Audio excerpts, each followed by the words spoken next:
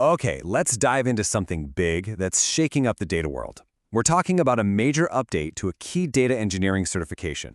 And trust me, if you work with data, this is something you're going to want to know about.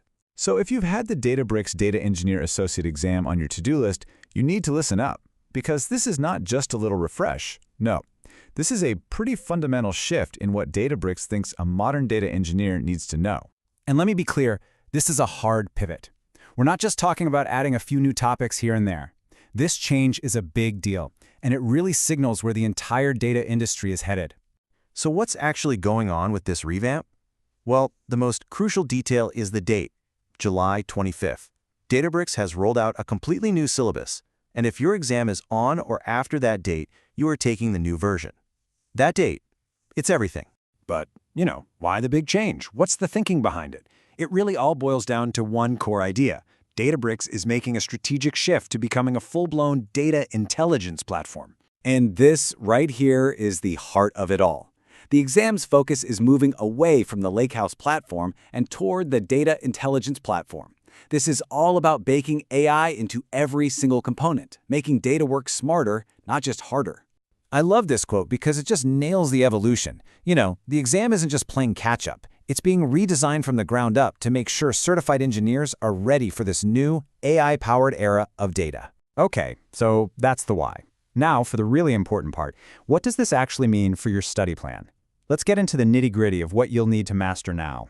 So at a glance, you can see the main focus areas have been renamed and their weights have changed. For example, the old Lakehouse platform section is now the intelligence platform, and what used to be ELT with Spark has evolved into development and ingestion. That name change alone tells you the scope is much broader now. And when you look at the numbers, the new priorities are crystal clear. I mean, check this out. Over 60% of the entire exam now comes from just two areas: development and ingestion, and data processing and transformations. That right there is where you need to be spending most of your study time, period. Now, this is where it gets really interesting. The update introduces a bunch of key technologies that you now absolutely have to know. We're talking about things like Lakehouse Federation, Delta sharing for secure collaboration, Databricks asset bundles for modern CI/CD, and cool new features like liquid clustering. These are the real-deal tools that modern data engineers are using every single day. Let's double-click on one of the biggest new topics, Lakehouse Federation. Seriously, this is a game changer. It's the ability to query data sitting in external systems, think PostgreSQL or Snowflake, directly from inside Databricks. And you can do it without having to copy or move the data first. Why is that so powerful? Well, it means you can work with your data where it lives. This breaks down those annoying data silos, gives you one unified view for your analysis, and this is huge.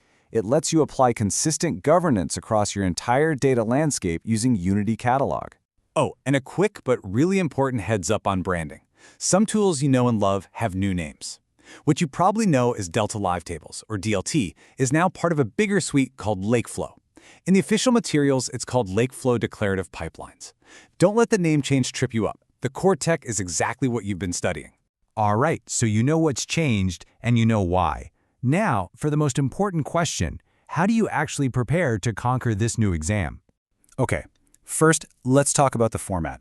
And I've got some good news here. The basic structure is staying the same.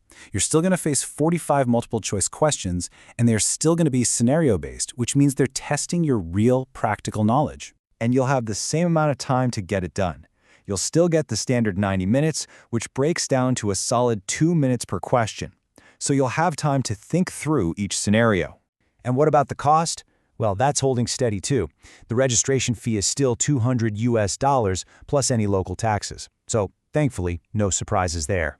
So here is your simple 3-step action plan. Step 1, and this is non-negotiable. Download the new official exam guide from Databricks. Treat it like your Bible. Second, get your hands dirty. This is a scenario-based exam, so you need real hands-on practice. And third, stick to the official Databricks documentation. Seriously, third-party guides probably aren't up to date just yet. So why even go through all this effort?